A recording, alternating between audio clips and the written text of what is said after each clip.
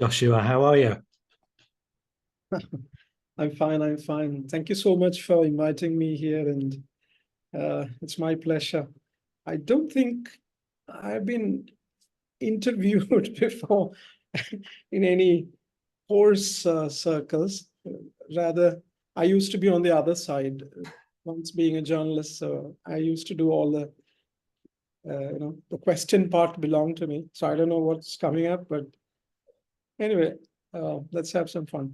Amazing. Well, thank you so much for joining me. It's been an absolute pleasure dialing into your work so far. What I've discovered, it seems rich with wonderful presence of love throughout of it, and a really kind energy that's extending from it. I can pick up on the intention of what it is that you're bringing to the table. So thank you for your work and thank you for being here.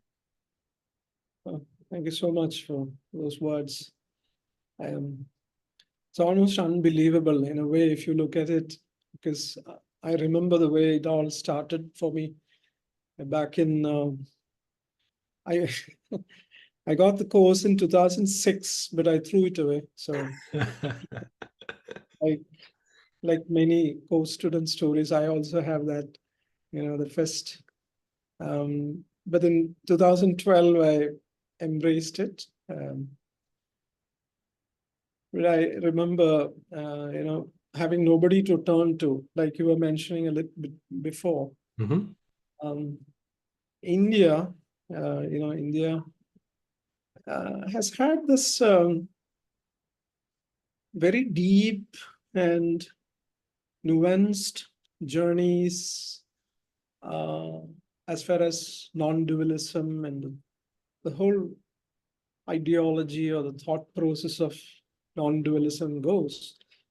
India had it's a very rich journey, right from even prior to Shankaracharya was there, but Shankara, the teacher, he went around all across India. By the way, he belongs to my state, Kerala. So No, Shankaracharya, I'm from the land of Shankara. It's actually the same town. So we are no. like neighbors. Yes, love it. Considering that time is illusion, so let's. So he might turn up. Might be on the screen before we know it. Yeah. We had that rich tradition, but it's funny if you look at the way of how um, these pathways are placed in the history of Indian thought system. If you look at it, Shankaracharya came first. Uh, if you look at the three major streams in Vedanta, Hmm. that is of non-dualism, Yeah. and you have Ramanuja school, that is Vishishta Dvaita. So, and you all qualified Advaita, non-dualism, they call it. And you also have Madhavacharya Dvaita school, that is total dualism. Yeah. But when you look at their appearance, non-dualism came first, and then there, we stepped down a bit, and it became qualified. They call it qualified non-dualism. I call it qualified dualism, because I don't think non-dualism can be attached. I mean, any qualification can be attached to that. So Sure. Madhavacharya came, and then we took a step further down to Madhavacharya's dualism. So the journey in Hindi we call it ulta. That's the other way. So Right. uh, From and abstract into form. yeah, and of course in the northern parts of India, northeast Bengal, and those territories contributed the Bhakti movement, and the Bhakti movement became very strong. And so those were all shoot-offs of or spin-offs from dualism. The Bhakti movement became very strong. The Krishna movement, the Krishna consciousness movement, Mhm. ISKCON and all, it's like happened in the West. So what I'm saying is that it's very funny. You look at it, it's from the oneness, it began to split and then further split. Gotcha. The Right three now, splits of consciousness. right now, all games of split mind, of course, but still, um, right now we're looking at further fragmented, religiosity and caste and socially, we are nowhere near Shankaracharya now. Right. Yeah. The whole journey has, well, again, dream and Jesus says that, what if you knew that you are hallucinating? So that's my only solace. I'm hallucinating all this. So Brilliant. So when did the Shankara thought system start time-wise? Do we know? number one, I'm not a scholar, or I don't remember dates, numbers. Mhm. Even though at one time I was very particular with all this. I don't remember when his time was, but what I remember is historically, if you look at it year-wise, these is the order. Right. Um, Shankara, Ramanuja, and Madhavacharya. So I've totally forgotten all this. Uh, Leon, I mean, I must tell you that something's going on, because today I was reading, I saw, was it Myron Johns or some Yeah, yeah, group? So I forgot. These are all our mutual friends. So sure. one of them was mentioning about how she is having this foggy brain and she's forgetting. And so the same thing is happening with me as well. I mean, uh, I think only the pertinent, the important things that are, I mean, things that are important to the journey Yeah, are remaining with us now. yeah, of And course.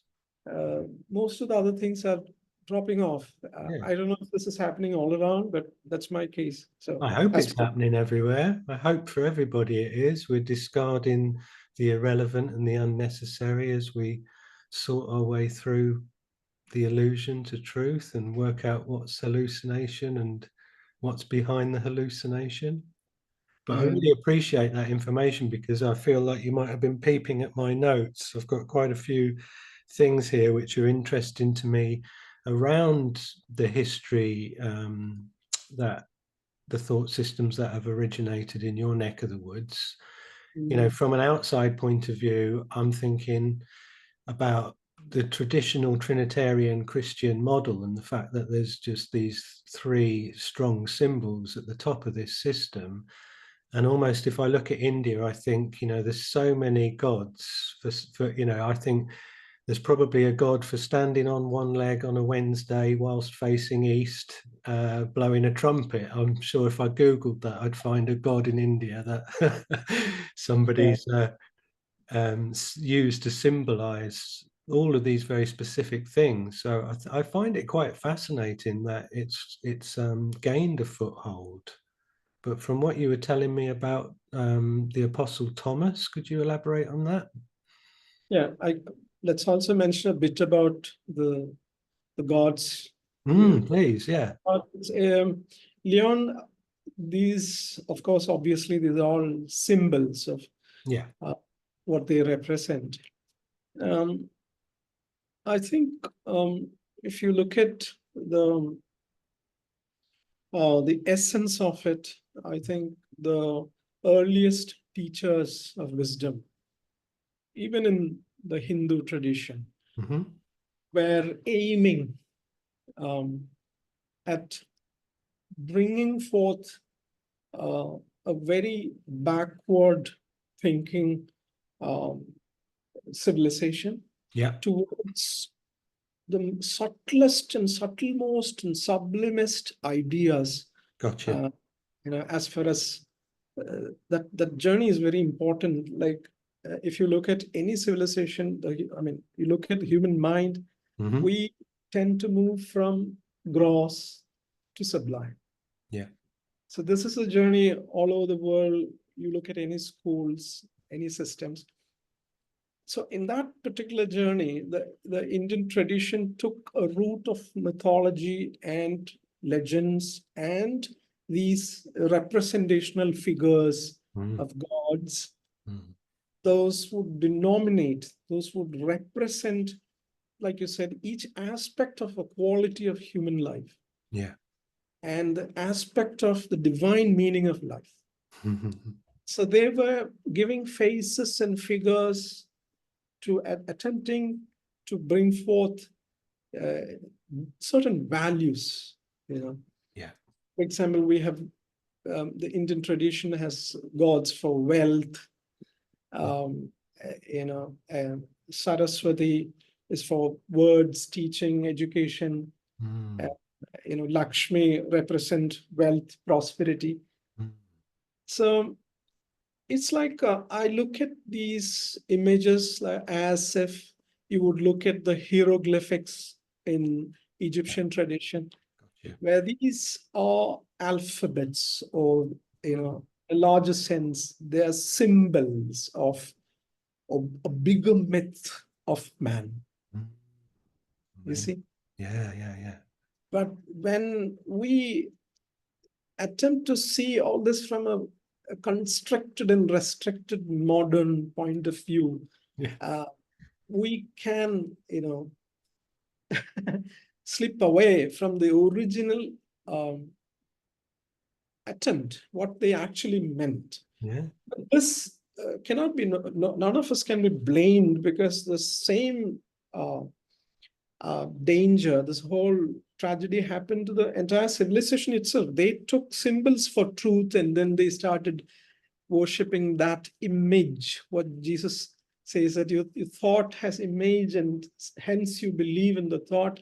Same thing happened here. I mean, they started worshipping the idols instead of what the idols really represented. So in that sense, if you look at Rome, Europe, US, England, anywhere, we all are worshipping each of our idols. Idols that are actually representing something else, but we have fallen for the image.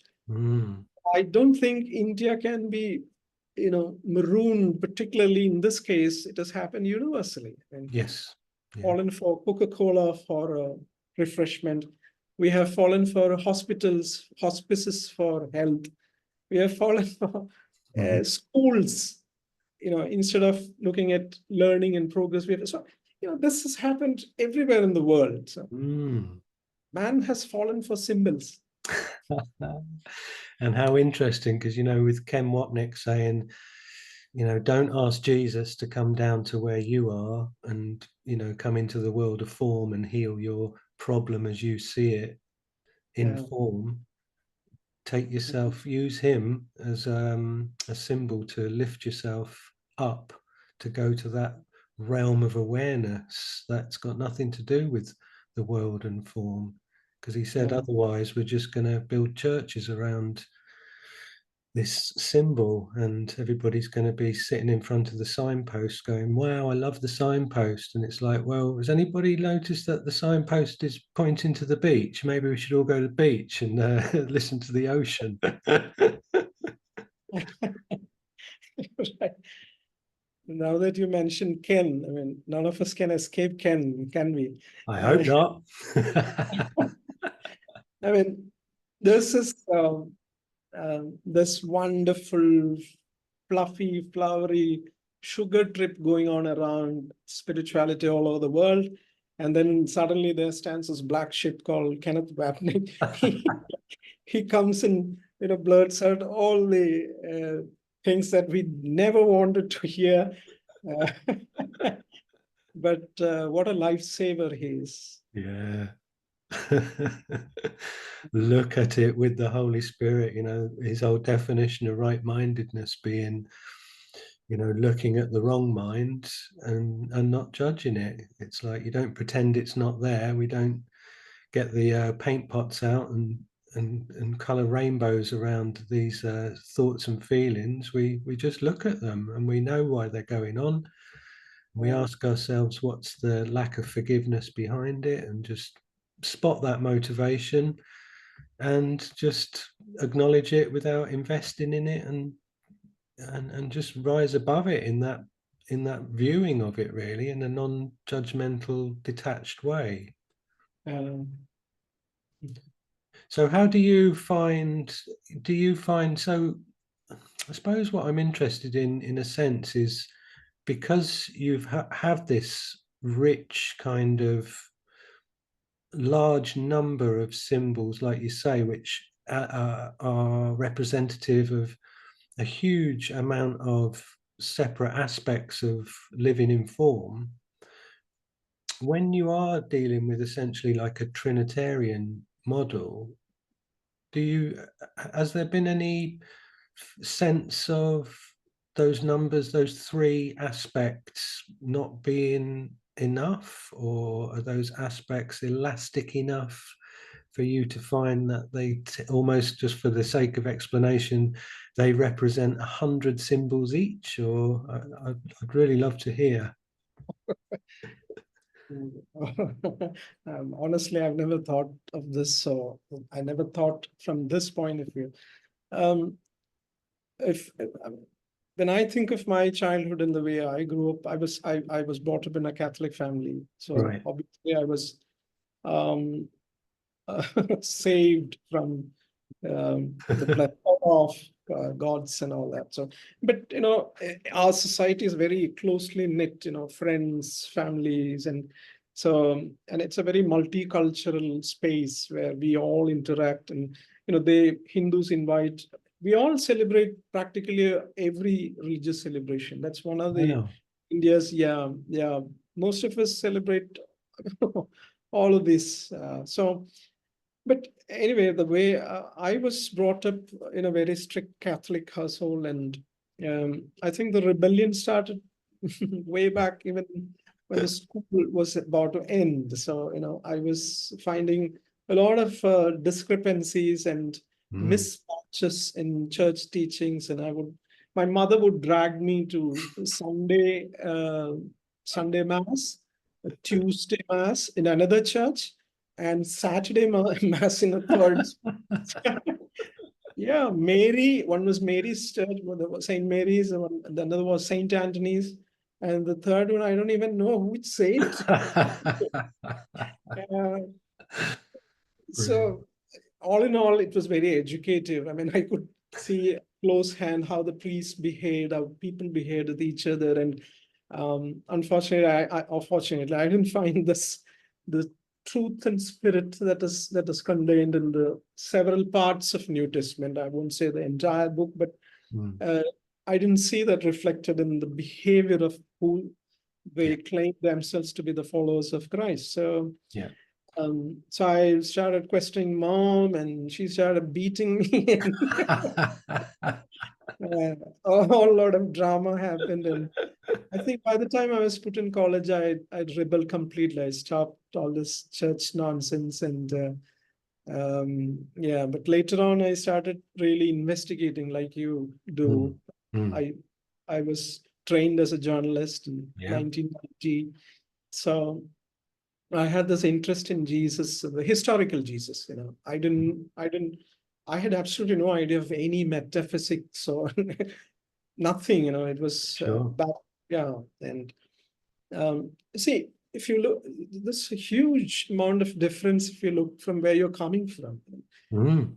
England or take California. These are all places, I'm assuming, that is more exposed to spiritual inquiries. You have at least bookshops. I mean, I was amazed to someone told me that in California they had specific angel section for books. I said, what? I've never seen even a single book about angels in India and back in those times. So we were deprived of all that. We didn't have that tradition at all. So Right. Yeah. so historical Jesus, and started reading Marcus Borg and Jesus Seminar, and so those inquiries were very interesting to me, even though I did not believe that this man really lived. Mm-hmm. I was a communist in college, Right. and so my Yeah. growing up years, I didn't seriously think that. I thought it's all fiction, at least most of it should be fiction, and but well, Holy Spirit was waiting, and my time came. And do you want me to go ahead with this, or do you Is have this any? something to do with you spending 20 rupees by any chance?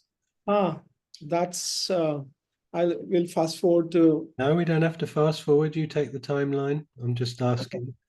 Yeah, I mean, so I had this Marxist atheist days, very sincerely, because I was fascinated.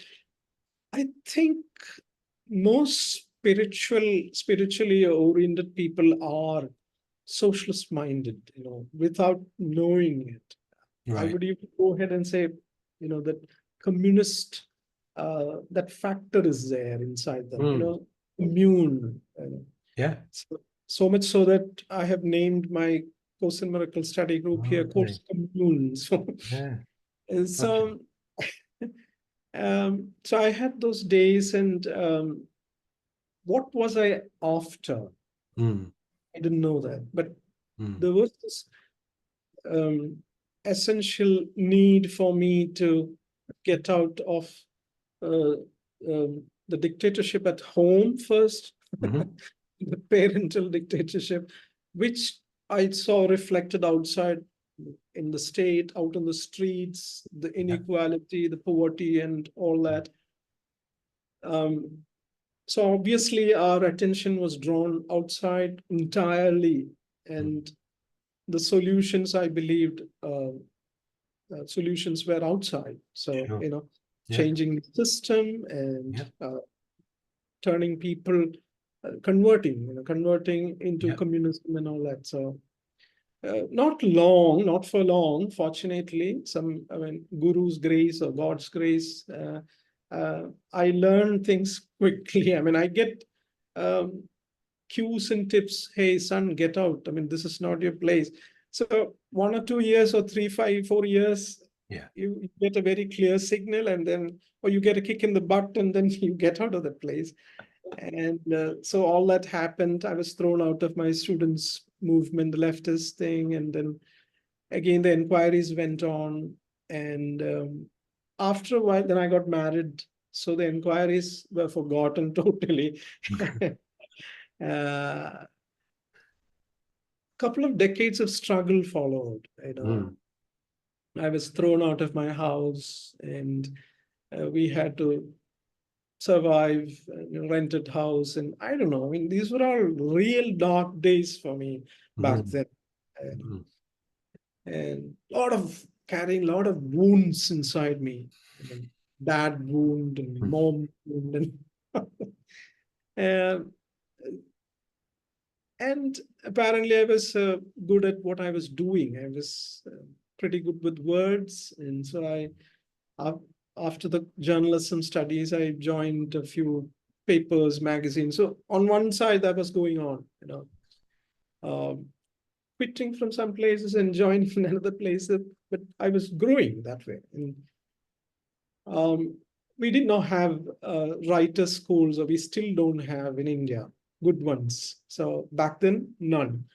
So what I did was, I didn't have money either. So there was a vendor in town who used to sell the old uh, copies of Time magazine and Newsweek Okay. magazines for 5 rupees, 10 rupees, and these are all old issues. So I would go, and that was like my hungry time. I want to learn the craft of writing, better it, and all that.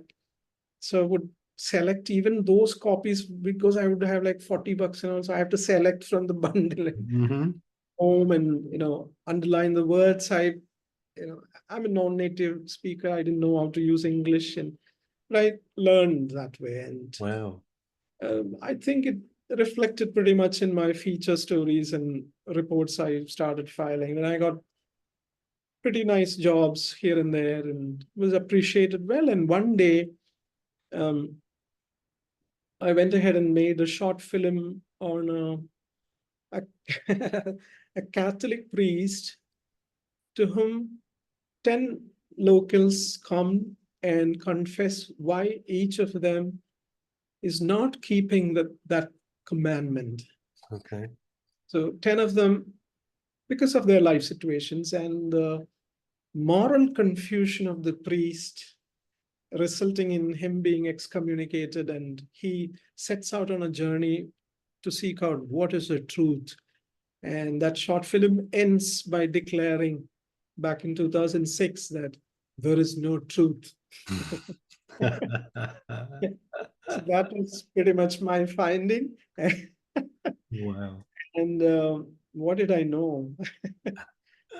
and, and then post came, but I threw it away. And 6 more years had to pass, 6 more years of suffering. And then this director came and he asked me, can you write a movie for me? And then I wrote, and I thought that was my fantastic world trip was about to start. Sure. A lot of offers were coming. Right. Leon, nothing happened after that. Every offer crashed. Everything went down year after year, and I ended up broken, and Mm. back to my room as nobody. Mm. And that's when I was ripe enough for a course in miracles. Right. Yeah. 2012. Yeah. Whoa, that was I was so overwhelmed to read the first page, and I wept because I reckoned that, oh shit, I threw this away. I couldn't believe I threw this away once. Mm. Oh man, that was a moment. I wept a lot that day. And that's how course came. I'm going to read something that you wrote about that day because yeah, it's so beautiful because um you know, I've been lucky to have a few revelatory experiences in my time and talking to other people who've had these moments. And there is this theme of tears, but they are the magnification of joy. They are this homecoming, this sense that we're coming out of the desert after 44 Oh, nights, you know. oh yeah. And that's why we're crying, because it's this recognition of this beauty. And, you know, it's like we got to see behind the veil, just that tiny little glimpse, you know, behind the veil. And went, wait, this is what it's really like. And you weep and you think, how could I have forgotten all of this beauty, you know? But it's like a tapestry, you know, life is like looking at the back of a tapestry and seeing all these threads that are different colors and they're knotted and they make no sense.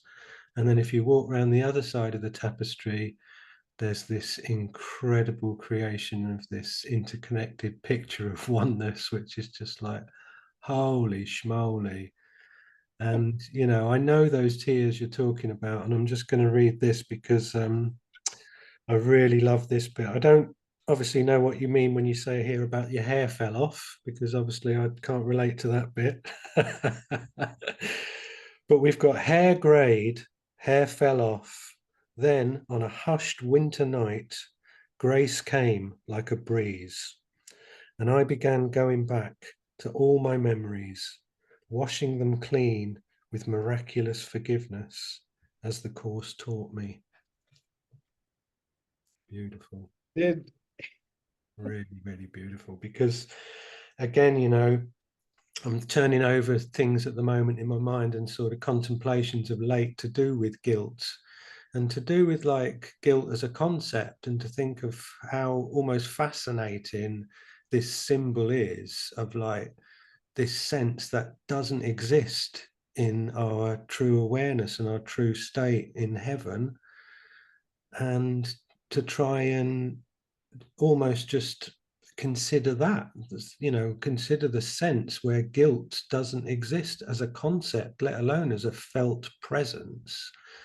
And then we know that with the way the course presents the application of forgiveness to us, that we can go back to the past and forgive the past. We can forgive our projections into the future, because we're only ever in the moment, and it's only our thinking that we can be somewhere other than here and now that takes our awareness from this presence of just being I am in the moment now.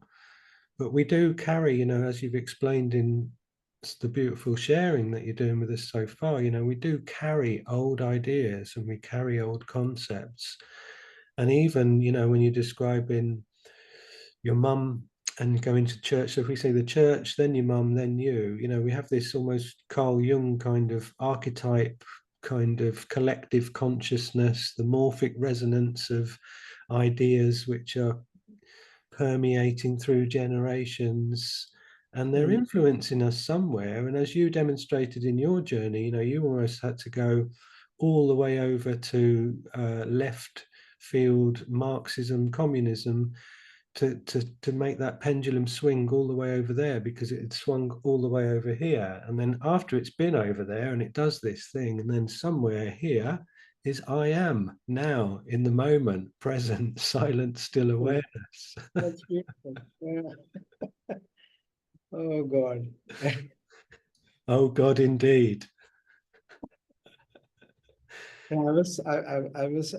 would be very ashamed to utter this word, even, God, till recently. Mhm. God, Jesus, Holy Spirit, and, so even though they are symbols, they also, I think, somehow reminding us of what we believe that we have done. Yeah. Scares us. Yeah. It still does. So, Mhm. but Jesus says, consider this place as this is a resting place. You're just getting out of this wound of separation. So this is just a, resting place. Don't take it seriously. Oh, come Yeah, on, this is a waiting shed. that's right. And also, interestingly, you think about the development of trust, in terms of our relationship with our higher self, and what that is symbolized to us through the Holy Spirit, through Christ consciousness, through Jesus. And this explanation of like a period of settling down, or a period of things being taken from us, and we're thinking, no, not that, not that, I want that. And it's like, it feels like, yeah, it feels like a loss, but it's a gain, because we're gaining the freedom of getting beyond a concept which was binding us with like a chain and holding us to a state of being which is too far away from what we deserve to be aligning with as we wake from the dream. I think one of the aspects of Jesusian teaching in the course, which I had not given the deserving importance, was that of true denial. Mm. I'm it has somehow slipped out of my awareness, even while, even through the journey with the course. These are all very significant aspects in master's teachings that some of us, we just, they slip out of our awareness, but they're very vital, as I'm learning now, understanding, recognizing the importance of not falling for the daily events, and Yeah. him teaching me to look at not the persona, but the presence, Mm-hmm. not the event, but the essence. Wow. Yeah, Wow. that's where right now I'm being taken through those classrooms. Yeah. And then I look at this, he specifically mentions true denial in several places, and Mm. uh, I realize the value of it, and Mm. especially when someone doesn't keep their word, or someone pulls the rug under beneath your feet, and if you trip, and then immediately you turn around and point the finger at the person. But these days I'm learning to deny the whole, even the the tangible Wow. experience of it. And initially that was not easy, but what I have learned is that as you do more, it's becoming easier and easier and easier. And then you tend to see the other side, the side you mentioned, what is all behind all this. So now I realize a lot of important teachings in the New Testament, some of them interpolated, but still masters words like phrase like you can't serve two masters at once. Yeah. We can very well easily interpret it as, okay, you cannot serve ego and Holy Spirit. Good. Theoretically, I understand that, but to look at what just happened in the forenoon while you were sitting with a bunch of friends and drinking beer, and something happened which was very unpleasant to you. Now, which master do you want to serve? Do you want to serve the apparition, the appearance, which is so tangible, which is in your face, or do you want to see the essence of the event, or what is going on behind it? So, so theoretically, a Course in Miracles student can very well easily escape into these compartmentalized way of looking at it. Okay, Holy Spirit. Okay, eyesight, Holy Spirit. It's very easy to say that, but and shit hits the ceiling. It's even there. You have to serve. You have to choose to serve which master, which teacher, which vision or sight. Where do you want to go? Yeah, because I mean, the ego is so ingenious and it knows what's going on. It knows what tools and symbols to pretend to us that, it's on side with. And, well, I said before, it's like it's using a quantum computer. You don't think the ego is using some old calculator from 1985 to try and trick you.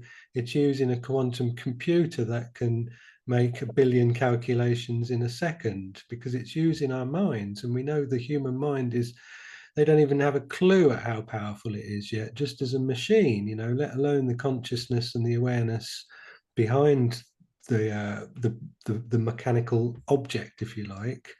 The ego is all over that. So the ego is going to look at the tangible and go, come on, yes, we know what the forgiveness to destroy, like, yes, I'll forgive you, of course I'll forgive you because I'm the better person, and I won't rack that up and remember that, but I will really, because I'm so spiritual and I've got it all in my back pocket and sorted. And there's another layer for us to sort of try and penetrate through, isn't there? Or another apparent measurement of depth to the one layer that we've got to try and get through. Remembering to laugh. Oh yeah. Oh yeah. So how prevalent is forgiveness? So looking in on your culture from the outside, spirituality seems to be much more present in India than it is in other parts of the world. As you've explained, it's very, very diverse. There's lots and lots of different people studying different systems. And because we know that Course in Miracles is like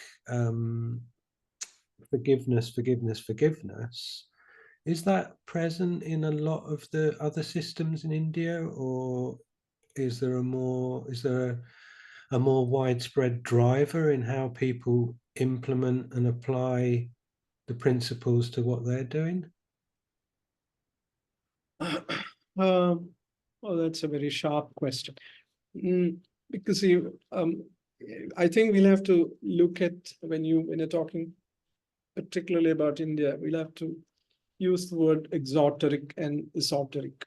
So forgiveness, particularly miraculous forgiveness, the idea of miraculous forgiveness or total forgiveness, as Jesus is teaching in A Course in Miracles, is coming from the sublimist part of that esoteric journey of man.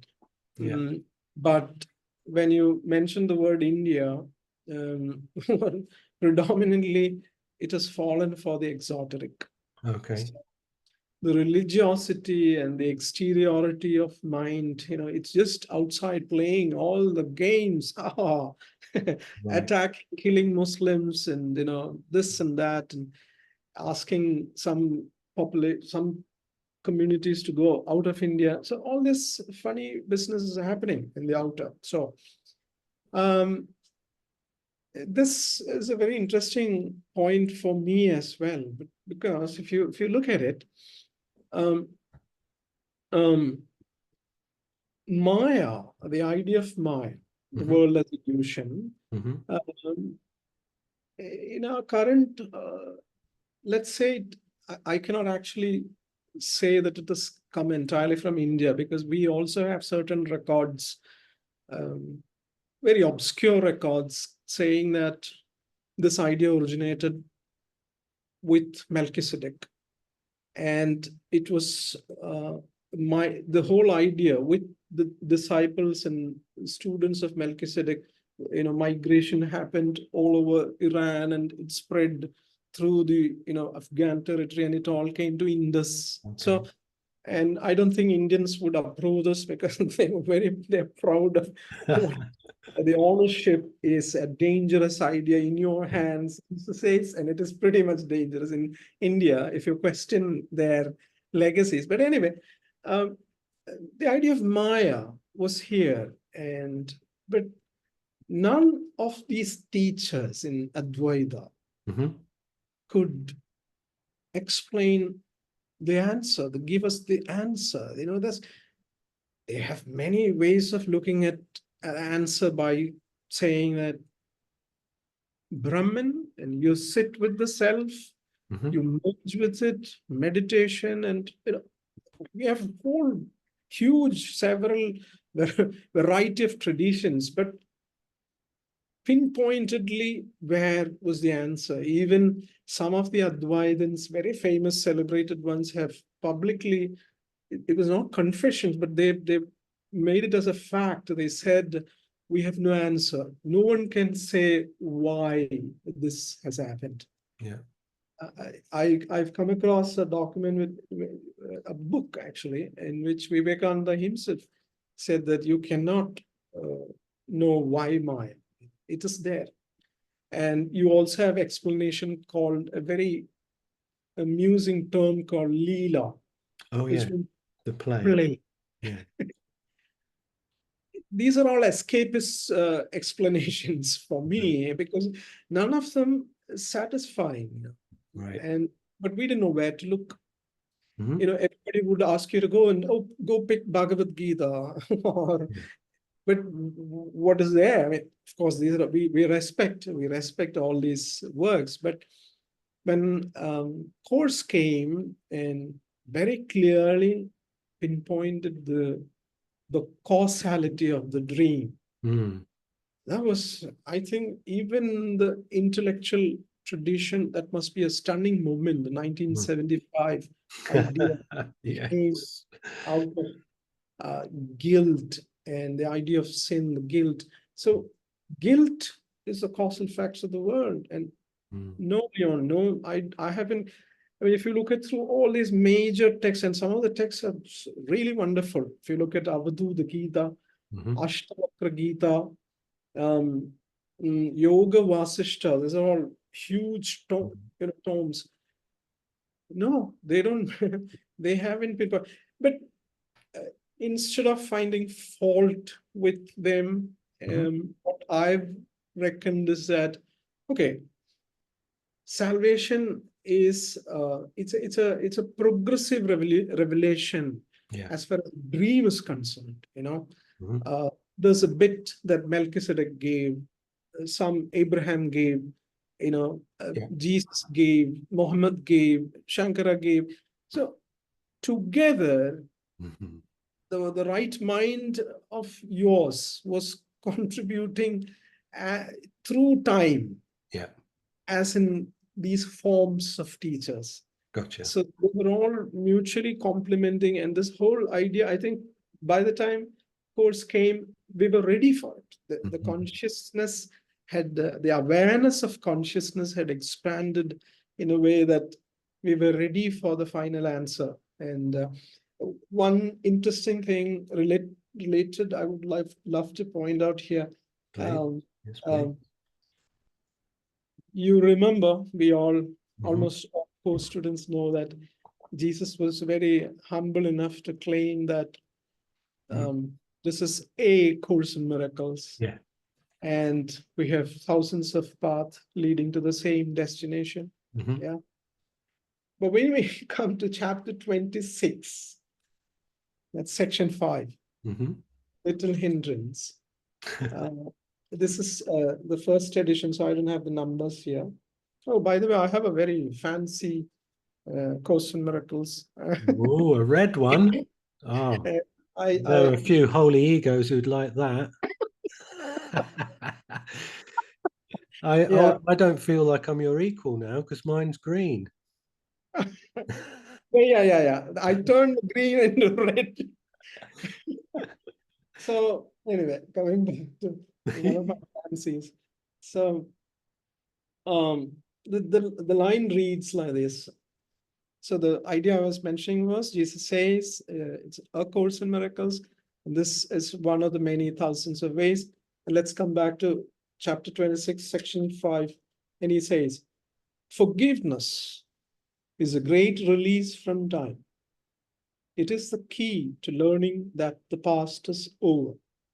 Madness speaks no more. Now listen to this line. There is no other teacher and no other way. Wow. Wow.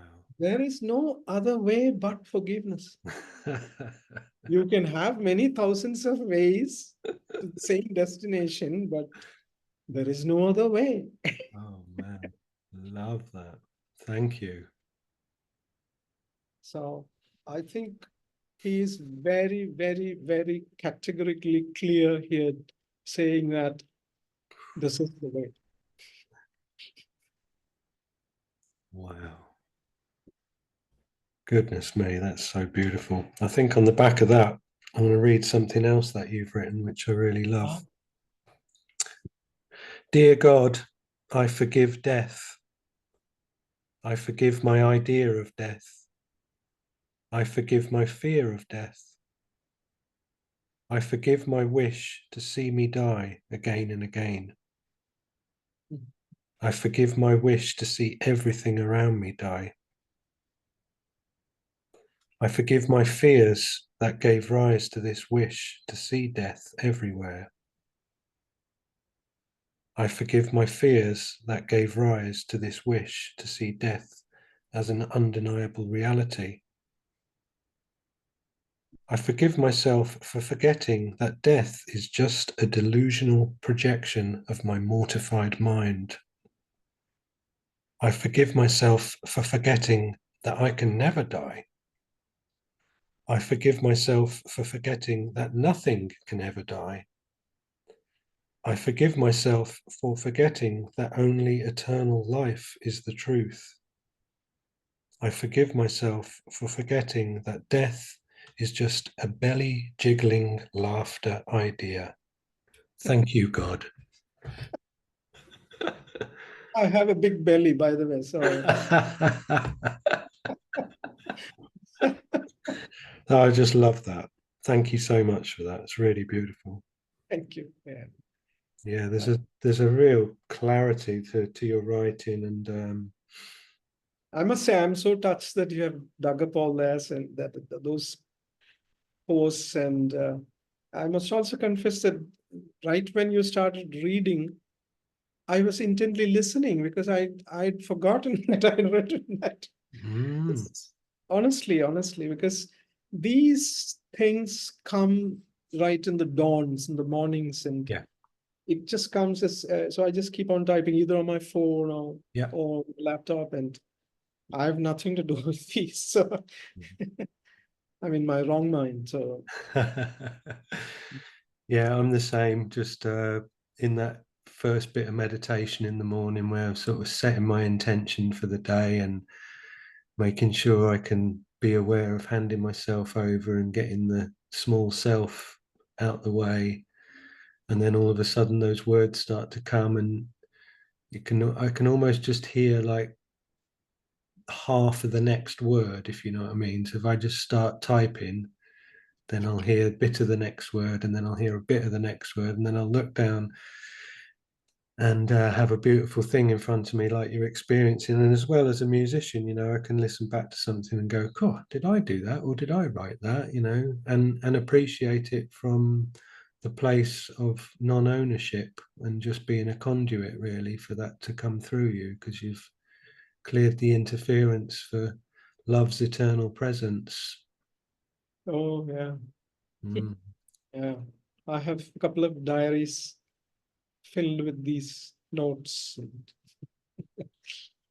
Um, There's a book. You're working on a book, Joshua, is that right? by the way, I must also remind that I had to remind myself not to text any girls at dawn, because anything you would say, they'll fall in love with you, because you, you wouldn't actually mean what, but it's full of so much serene, that lightness and and since then I decided, oh no, not before 9 o'clock. So Not before I've listened to Ken Wapnick for an hour. Then I'll send a text. uh, so you're asking, sorry. Am I right in thinking that you've got a book on its way, or you're working on a book, or is that not? Yeah, I have written and published two books. Hmm. One was a spiritual thriller, Yeah. and another is a Kindle book called Soul Biscuits. That's based on course, but I wrote it in 2014 something. Okay. Practically, I forget these things. So those books are there in the Amazon Kindle, but I forget. I mean, it's there. That's all. I don't know anything what's happening. Yeah, Okay. yeah. Cool. Something is coming up, uh, uh, particularly centered on course. So Good. yeah. Look forward to it. So, I tell you what I really liked about the course commune, an aspect of what you guys are doing, which just totally captured my imagination, was that a number of you are studying the workbook together, but you're all on different lessons. And for some reason, that just We're was like, studying the text wow. together. You mean? I thought you were doing the workbook together, but you're all on different lessons. Did I read that? It's this William. We do, and we have a weekly session Sundays, Right. doing text together. Okay. So right now we're on chapter 2, section 5. We started recently. Yeah. The whole group started, I think, last July or something. So it's very new, practically new. But all these members are on different workbook lessons. Yeah. Uh, but but whenever they come up with doubts, and they're all newbies, and so sometimes during our sessions, anyone can come up with these portions where they're unclear, so Mm, that we discuss those areas. yeah. uh, and every day practically we are connected daily for the last 8 months or so. Hmm. Every day, yeah. I mean, voice, or we have a WhatsApp group, so why it's very active. Mm. I think that's a really helpful dynamic. This idea that if you're all on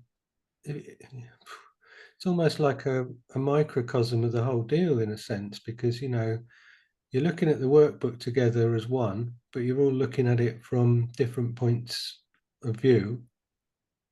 Whereas if you're all on the same lesson, that principle would still apply, but there's just something that captured my imagination about the fact that you can all come together as a collective and say, oh, I'm reading lesson 58 today, and I found this paragraph, and in a and sense, and and sorry, and most of the times, whatever they come up with, someone else would have a corresponding yeah, thought going on in their mind, or the lesson, or an event in life, their life.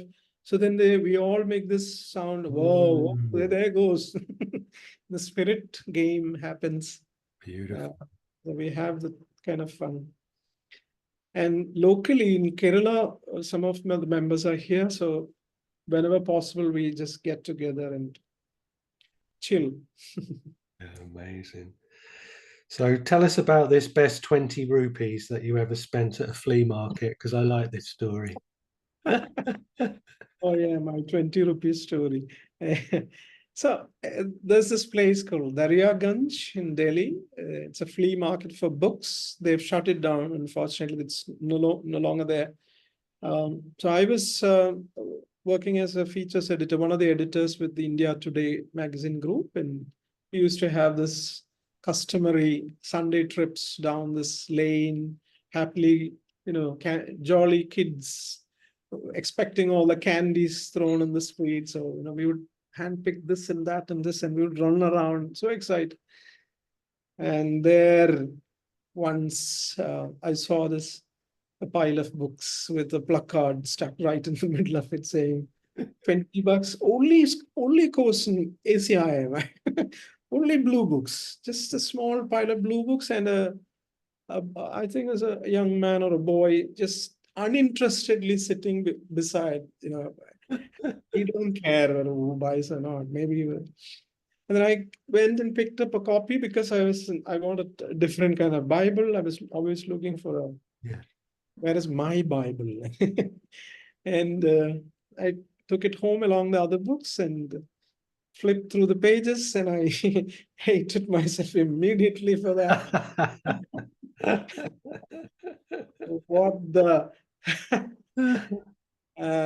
God, salvation. Yeah, I've heard of these terms, but what is going on here? I can't make out what this book is saying. Not the next page, and the next page, whoa. And then I shoved the book right behind other books in the bookshelf so that no one would take notice. And I was so ashamed. I seriously don't know where that book disappeared. It disappeared some point of life. It disappeared. Yeah, I love that part of the story, because you were speaking to the lovely Stephanie and Lloyd and saying Yes. that you lost all three, all the physical Oh, copies. that was much later, Oh, Leon. right, okay. That's which is why it's all the more stunning. I mean, Yeah. I embraced course. I had made it the path of my life. I was writing about it on Facebook.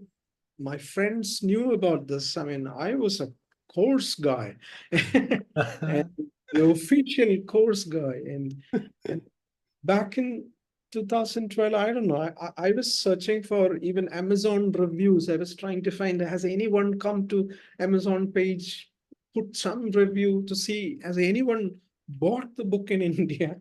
I couldn't find. And so, and I think a couple of years down, which means I was deep into it. And one morning I'm getting this, it's not a voice, but I was getting this very strong feeling, hey, listen to the audiobook. And so I kept on pushing on it. Okay, I will. And so one day I was going out for the walk, and let me listen. And then there was no book in the phone, which was there. I was very clear about it. Then I came home and tried to copy it back to the phone, but was missing from the laptop.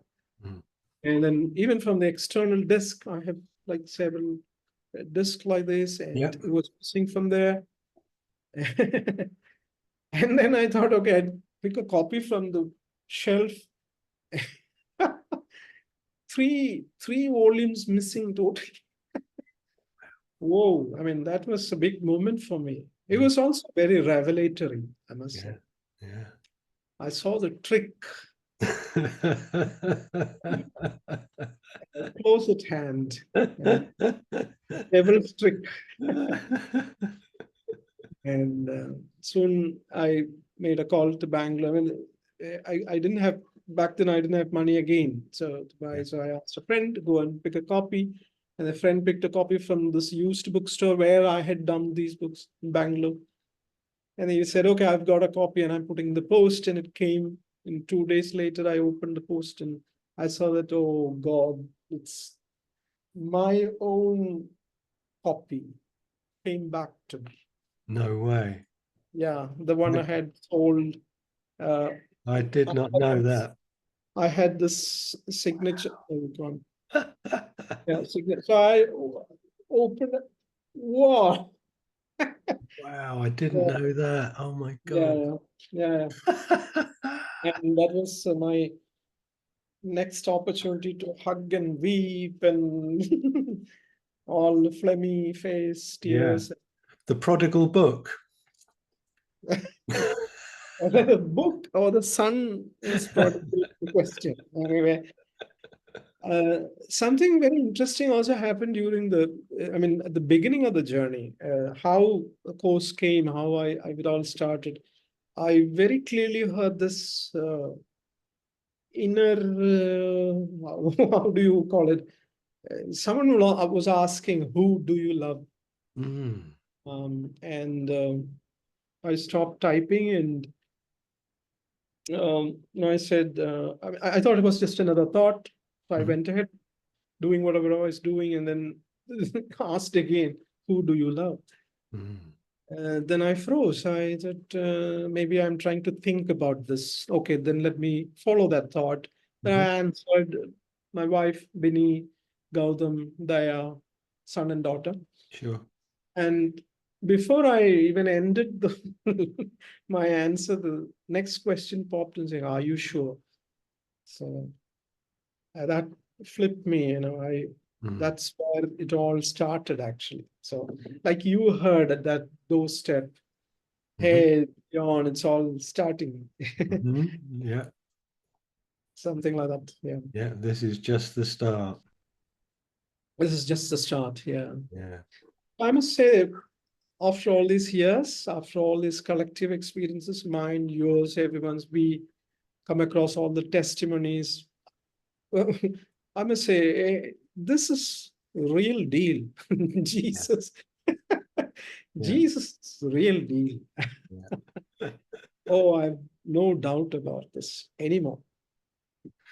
Yeah. The same for me. I've never turned a page. I've never read a sentence. I've never, on the level of truth, I'm sure my ego doesn't like even seeing it on the side in my house, but, my right-minded awareness has never found anything um, conflicting in terms of just what you know as the feeling of truth. From that very first time when I opened the front cover, it came to me through a friend of mine Uh-huh. at a point in my life when I was doing my spiritual searching. So I'd always had this sort of communion with my higher self as a kid, if you like, without really questioning it until about the age of 14, when I kind of stopped in my tracks and thought, Leon, and I was like, yeah, who are you talking to? I don't know. Who are you listening to? I don't know. And, that started an external investigation. And my mum's book collection, lyrics to songs, conversations with people who I considered to be interesting people who seemed to have something going on. Mhm. And the thing that used to bring these lines of inquiry to a halt when I was looking into religions and stuff was that line that I've often said to people, where it just says, follow this way, no other way. If you don't use this key, you're not getting in. By the way, no one else is getting in unless they've got this key. And, I just couldn't jive with that. I'm thinking, this does not feel right. And the articulation in A Course in Miracles, on that first page where he said, what's all encompassing can have no opposite. That was the line that I'd been looking for a 6 or 7 years, because I think that was like 21, when I found that book, That young. Uh-huh. Um, and that was the line. That was it. It's what's all encompassing. And I'm like, there you go. Any concept, any temporary concept, which we use to symbolize a feeling from awareness, to communicate with ourselves on a journey without distance always made my shackles come up, and I'm like, if it doesn't include everyone and everything, then it just doesn't feel right, you know. So this whole idea of duality that I've been exposed to in mainstream society, culture, religions, it was like I was aware of the puppeteer behind the puppet, but I hadn't really had enough information from someone to go, dude, this is what's going on, you know. And when I read that line, I was like, oh my God, you know. And that line, let's say that was 31 imaginary years ago. That line still hits me today like a wrecking ball in my third eye. You know, it's still just like, what's all encompassing can have no opposite. It's like, I'm never going to outgrow that thought. I'm never going to, what that points towards, I'm never going to reach a parameter where I go, yeah, okay, got that one. What's all encompassing? Can I, next, you know, whatever, whatever appetite develops for us through our study, That those line of things. yours, that favorite line of yours, sits so beautifully, aligns so well with today's lesson. There is nothing to fear. Yeah. Yeah, what is all encompassing can have no opposites. And if there are no opposites, then what is there to fear? Yeah. There's nothing to fear. So, Yeah, it's like a beautiful jigsaw. You know, yes. I have this way of writing music where traditionally we have what's called concert tuning. And what that enables is a mathematical system of notes that sound very neutral when they're played together. Mm. And then everybody can tune their instruments to this same pattern. And then when you get an orchestra and you start off, they know they're all in the same pitch and key. Mm. And then there's another type of approach to the guitar, namely, where you can have an open tuning. So you effectively change some of those notes from concert tuning, and it changes the landscape of the fretboard. So now, whatever Mhm. patterns you had in your mind from all the learned shapes, they don't apply, because some of them sound like you're strangling a cat, and some of them sound like bird song at dawn. So you have to completely rediscover this instrument from this perspective of no longer being a novice. And I Oh, have all of these tiny pieces of music that I've written. Let's say there's like 50 or 100, and they all intertwine and they all interlock. And I'll often use an analogy to someone of saying, it's like having 1,000-piece jigsaw, yet you know that once you start the jigsaw, every single piece can fit anywhere. oh, And, you know, with this type of playing, what it means is I can bypass working from memory, because I don't actually know what's coming next. I have to be present in the moment to listen to what's coming out of the guitar. And that current uh, phrase makes my mind go, oh, I know what will go nice next. That, oh, oh, I know okay. what will go nice. And you know, That's that same in terms of what you've just said with the today's lesson, I've never really thought of it like that. That's brilliant, because that means every lesson, every bit in the text, all of those one-liners, everything that just clicks together anywhere, and then the holographic model. Wow. yes, yes, yes. This organically happened in our group, when these discussions come, some of us discover, ah, oh, this matches with that, this goes well with this. So Right. it's amazing the So way that's the power. That's what I was saying. Maybe that, yeah, okay. So that's why I was saying to you, it really captured my imagination that you guys are doing different lessons in the workbook. So I think you, through the conversation, that's articulated why now to me, because it is that fascinating, and that's the silent knowing behind the thoughts has just arrived now. It's like, because it's an interlocking chain, as he rightly says with forgiveness, you know, an interlocking chain of forgiveness. The workbook is, and the text and the pamphlets, it's all just an interlocking chain of knowing. and also, who knows, Leon, maybe we're all guided towards the same plane, same realm of understanding where even parts of course are not to be taken literally. I mean, they're all still symbols of words, Yeah. but maybe we're all led to a place where we can discover simultaneously the truth and the spirit that is behind the workbook lessons and the text and different portions, but it is the same. Yeah. So the form that the course takes, as in different chapters or lessons, they don't matter even there. The truth and the spirit of what he means to convey is everywhere alike. Wow.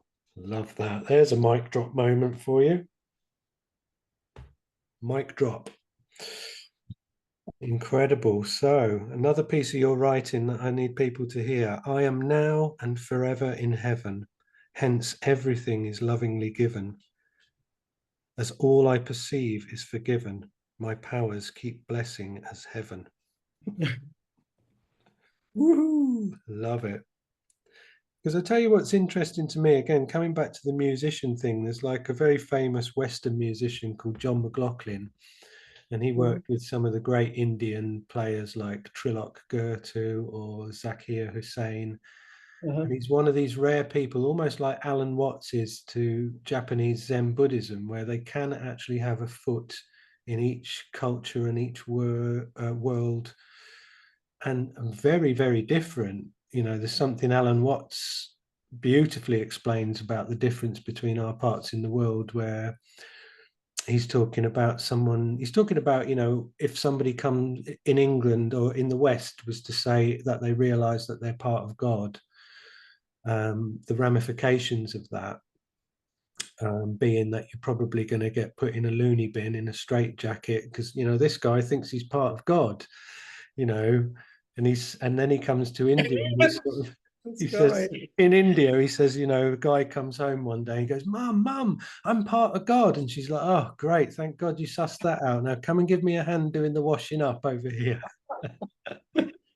You're pretty close. That's right. When there was this big debate going on, when I came across that debate around Gary Renard and two people appearing on sofa, etc., etc. Yeah. Later on, when I was sharing the course ideas with them, I was telling them, like, look, the West is bewildered by the idea that two people appeared on sofa. This happens practically every day in India. We don't care. If you tell somebody that, hey, I mean, this Deva, this Avatara Purusha, this persona appeared. When I went and met a tailor who claimed that Krishna appeared in his tailoring shop. Right. And back then I was like, this is like my journalism days. I was an atheist and, all that. So I wanted to rip him apart. And so I went and I sat with him, and very ordinary, common, I mean, the ordinary looking guy. But after a while, I was questioning him. He was very mercifully answering, but after a while, he saw the futility of convincing me through those answers, and then he stepped up a bit, and I was blown apart. Wow. And I sat there for at least 45 minutes, and then I walked from his house to my house. This could be anywhere not less than 8 to 10 kilometers. So, I just walked because I was like the zombie. I was walking. Back then, I had absolutely no idea of this metaphysics or anything, but this man was speaking from his experience, and I was blown away. I couldn't relate with any of this, or, I didn't have a model for that. But these things happen in India, and housewives who know better than me, they would, like you said, oh, Krishna appeared. Oh, I wish I were there.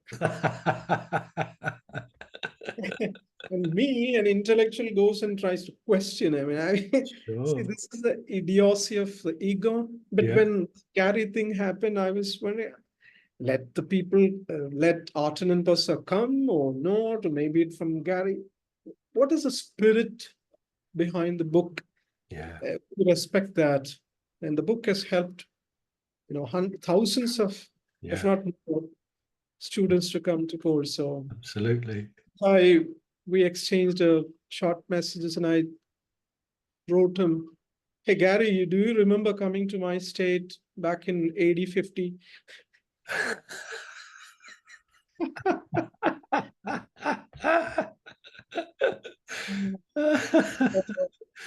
Brilliant. Brilliant. Anyway, Because again, so like the Alan Watts thing is, say for example, when he says, you look at in the West or something, or not in the West, because you're explaining that it's still present in the East as well. But you say you look at a tree and people will say, well, that's the tree. And he'll say, well, okay, then. So where does the tree start and end? Because you're looking at what we're calling the tree, but we've got a root system going into the soil. And in the soil, there's microorganisms and bacteria, it's getting nutrients. There's insects, there's birds carrying the seeds, there's the wind blowing the seeds, there's precipitation from the rain, enabling it to grow. And then there's this small matter of photosynthesis relying on a sun which is 93 million miles away. Where does the tree start? Where does it end? And again, Alan Watts, he was like, he'd had all of this traditional English upbringing in the private schooling sector. He was very well to do, as the phrase would go, and yet he ended up just a sex and drugs and rock and roll kind of guy, just not pretending to be anything other than a human being who's having an experience here. But he was able to straddle these two different cultural kind of like ways of thinking. And I guess why the John McLaughlin thing was interesting to me, because melody and structure is so different, and something that sounds euphonious to my ear or discordant to somebody else. If we listen to Tibetan music as a Westerner, it's like, holy smoke, is that coordinated? Or it's just like everybody just go, you pick this up, you pick that up in your own time, all just make a noise together, and we'll scare all the local cats out of the neighborhood, they'll all run away. Nobody thinks for a minute, wow, that sounds nice. And that's aside from all the time signatures. We're traditionally just 1, 2, 3, 4, 1, 2. And you come to India and places where the music is, it's almost like what they describe in jazz, where they call it lose the one. So things are cyclical, everybody's counting, but they're not counting from the number one, they're all counting in different ways. And John McLaughlin was a musician who was able to put one foot in Eastern thinking, one foot in Western, and the same with Alan Watts. And obviously, A Course in Miracles is as evident through how it's affected your perception and right-mindedness. It's also able to be interpreted in that same way of appealing to people. That's very interesting, because if you look at even the whole entire course community around the planet right now, it's like you mentioned those two systems of music. What would you call the open? Oh yeah, concert tuning and open tuning. Concert tuning and open tuning.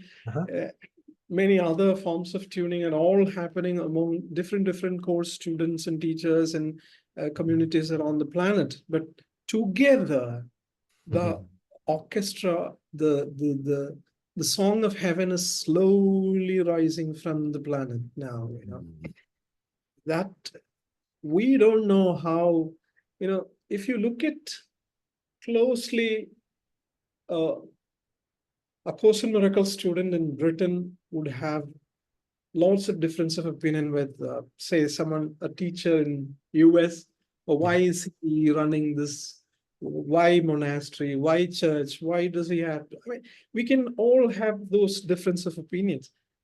But despite this open tuning and concert tuning and our different ways of looking at each other, this note in the whole orchestra is bound to happen, and it is happening whether you like it or not. We're all now part of this big one huge orchestra around the world. The the song of heaven is started, it has begun. Wow. I love that. That's a really beautiful thought. Yeah. So I'd like you to just touch on sensory data memory hangovers. Does that ring a bell from your writing? Because I thought that was incredibly powerful.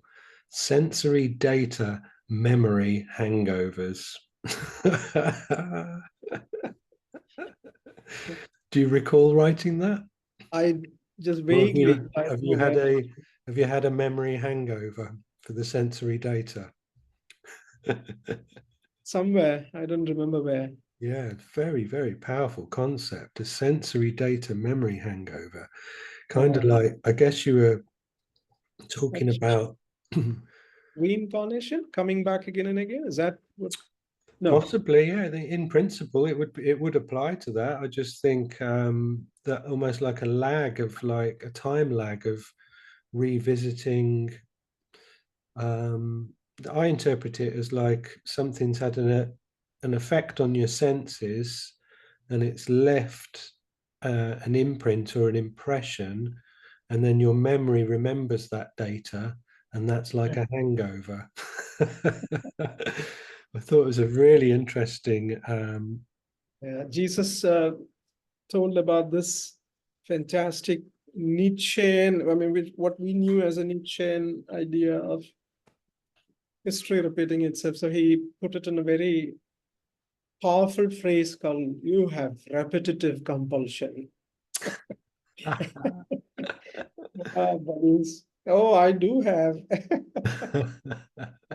Every single day. We want the same sensory comfort and this and that to happen again and again. And this is one way of holding ourselves in hell. And we Sure. just want to get out of this place. So we find grievances, we find, you know, beauty in form. Mm, yeah, These are all tricks of, the tricks that work very efficiently mhm, um, against the Son of God. So you have to be very diligent and committed. That's one of the things that initially, Leon, these members are very new. I mean, in our commune, almost all of them are pretty new to this whole idea of course. Now, how it happened was last year, in 2022, I guess, I was inspired to have a 7 day, um, again, free, not all non-commercial mm, course, all the Jesus course. I call it the Jesus course. yeah. So, and then I announced it on Facebook. It was like, look, listen, so many of them signed up, around 40 of them signed up. Um, this was not the Facebook page which you look at now. I had another Okay. page which is now deactivated, most of them from my locality. So they signed up and we had this 7 day thing. And that was a very diluted version of course which I gave them every day, 1 hour of talk and one PDF document. I'll send them 7 days as a WhatsApp broadcast, and they would come back independently and they could discuss, ask questions or whatever. And on the 8th day, this was disbanded. I thought, okay, enough is enough. Fine, I have done my job. Holy Spirit, now let me go.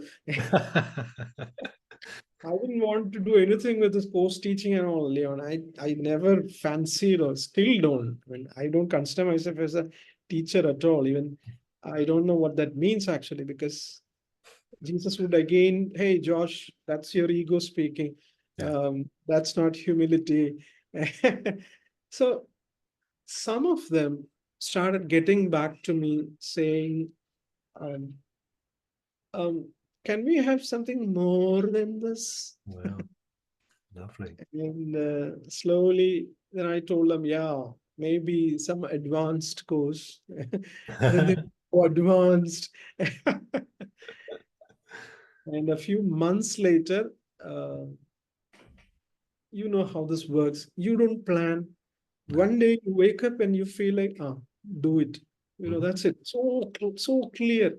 I'm usually a very lazy bum. I mean, I just act on things. I sit on things and act very late. But this happened like this. Right. Um, Again, put up a post, and around 20 of them signed up. And I said, this is going to be a group now. So be careful. It's not a broadcast. You're all going to come together. And Nice. I have some responsibility now, but I'm trusting that, he'll take care of it. Mm. It turned out to be beautiful, Leon, Wow. beautiful. And I was not an ideal teacher according to Jesus, because he says a good teacher should have two qualities. One is that eventually he has to let the student know that he's free of them. The Yeah. student does not need that external teacher. Sure. But the second quality, the first one, of course, I always love to let go of people. So I had that quality. But the second quality Jesus talks about is that, you have to believe in your student. And I didn't. Okay. I thought, oh, what is this bunch going to do? Because I've had my share of experiences, people coming and going, Yeah. throwing the book away and leaving. And I ended up alone. But they surprised me totally. I'm so humble. Sometimes I'm in tears because I've told them this a couple of times. Very humbling experience. Some are coming, some are teachers, school teachers. Two of them are in New Delhi. One is an engineer in Jaguar. And most of them are Hindus. If you look at demographically, and only two Christians. Two of them, Leon, are trained Muslim priests. Can you believe that? Yeah. They studied in madrasa for 12 or 14 years, Quran and all that, to become Islamic teachers. Mm. Now they are sitting before me like humble. Okay. I didn't know these guys, the background. So one day I started talking about Sufism, and sometimes I drop things about things I love about Prophet Muhammad and Quran and all. Only little later I came to know of their background, and I said, "Oh, Bapre, what all?" I must have blunt. All these things I said, I must. They said, "No, no." So they're so humble, and Wow. that's a very humbling experience. This whole commune for me. How beautiful. Amazing ones, amazing ones. And in Tiruvannamalai, on the second day, we all sat in the hall, and each of them started talking about themselves. I asked them, "What is your personal?" I just asked, "What is your personal feelings about a course?" Mm. They slipped into their own personal history, and one after another, everyone narrated their story. It went for, I think, about 3 hours. Wow. But everyone was so into each other Yeah. that I really felt that. So one of the things I pointed out after their rounds was that, look at you, I see rebels in you. Each of you, from their own background, they don't fit in their background. They're all misfits, if you look at it in that terms. They've all been longing for something else, something bigger, something different, a better way, Mhm. without knowing that. Yeah. And I told them, look, you're all rebels, and that's because you're all being prepared by the greatest rebel mankind has seen of his own teachings. And he said, remember, I do not choose wrongly. Yeah. And then few of them wept right then and there. Wow. It was so stunning silence after that, and we all sat in that communion. It was like embraced by holiness by itself. I'm so animated because I'm I'm so thankful to these students, Leon. Now I know what Master says when he says that you teach to learn. Mhm. It's happening in my case. And these students are teaching me more. It's a beautiful story. And again, it's the tears again that are the magnification of joy, you know, when we see the face of Christ and we remember that beauty and we're like, Oh, yeah. God, how could I have not realized I was asleep? It's almost like that. It's like, oh, what a relief. And we know that feeling from dreams anyway, don't we? You know, if you wake up from a dream where you did something that you'd never want to do in a dream, and the relief of going, oh, thank Christ for that. It wasn't true, you know. Yeah. But what a beautiful conversation. I've really, really appreciated connecting with you. And yeah, I love the warmth and the light of your energy. I love what you're doing. I'm really grateful to you for extending everything from the heart into your community. And I'm glad that that's ended up over here. I look forward to people finding out Thank you. through the podcast more about your stuff and sharing this conversation. Yeah, bless you. Yeah, Thank you. I'll share this with my group, of course. Mm, Thank you so much. Thank you so much, Leon. And I don't know this. I mean, time. It's almost 5:44. That's almost like 2 hours. One. yeah, two imaginary hours. One, yeah. So yeah, thank you very much. I love you, and I'm very grateful that you've entered my happy dream, and I honor you for what you're doing. Please keep doing what you're doing for all of us. And thank you, Joshua. Thank you. Thank you so much, Leon. Thank you.